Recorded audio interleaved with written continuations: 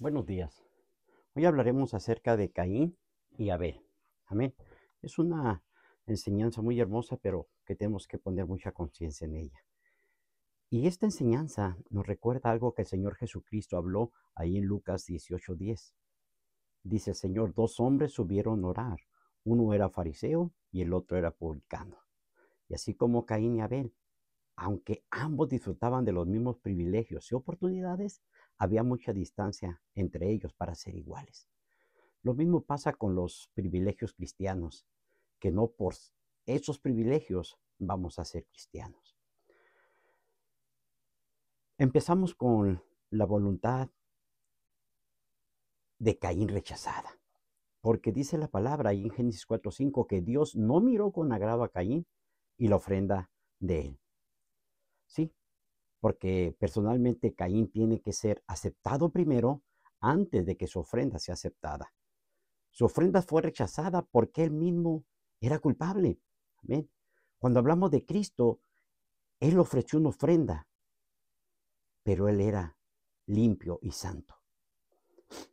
El camino de Caín, dice Judas 1:11, es su propio camino. Cuando hablamos de una ofrenda aceptada, hablamos de Abel y dice la palabra, miró Jehová con agrado a Abel y a su ofrenda. Y nos recuerda ahí en en Hebreos 11:4, por la fe Abel ofreció a Dios más excelente sacrificio que Caín. La ofrenda y el ofrendador permanecen o caen juntos. Eso no puede cambiar. Cuando por fe nos agarramos de Cristo, no hay posibilidad de rechazo, por cuanto la ofrenda ya ha sido pagada y aceptada por Dios, porque la ofrenda es Jesús. Y si Él fue ofrecido y fue aceptado y nosotros venimos delante de Dios por medio de Él, es una ofrenda aceptable. La enemistad, hermano, siempre va a ser manifestada. Caín se ensañó, se enojó, porque él era religioso en apariencia, trayendo una ofrenda, pero en su corazón estaba enemistado contra Dios. Como dice la palabra, tenía la forma de piedad, pero era desconocedor del poder maravilloso del Señor. Él conoce los corazones. En nuestros días hay muchos que han tomado el camino de Caín, satisfaciendo con una ceremonia solamente, mientras que la sustancia viva nunca ha sido tocada o gustada, hablando del verdadero amor a Dios. Pero Dios tiene misericordia y la revela. Dijo Jehová a Caín, ¿por qué te has ensañado? ¿Por qué ese pecado? ¿Por qué esa ofrenda? Pero esta es una puerta. Sí, una puerta.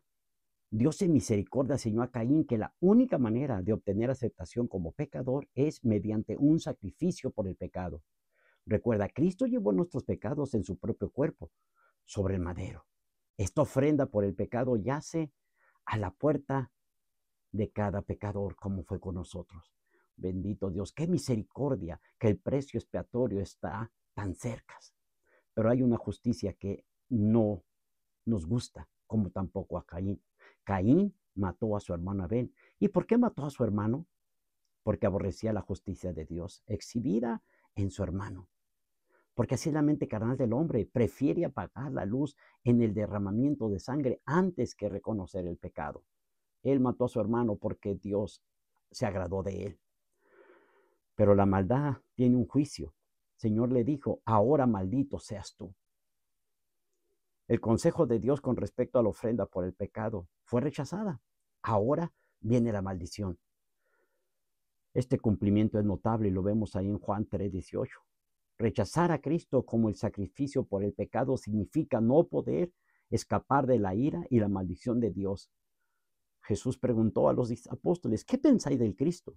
Porque ahí en esa escritura, en 3:18, vemos que Jesús dijo, el que no recibe al Hijo del Hombre ya ha sido condenado. Y luego viene la justicia que Dios da por cada uno. Dijo Caín, demasiado grande es mi iniquidad para ser perdonado.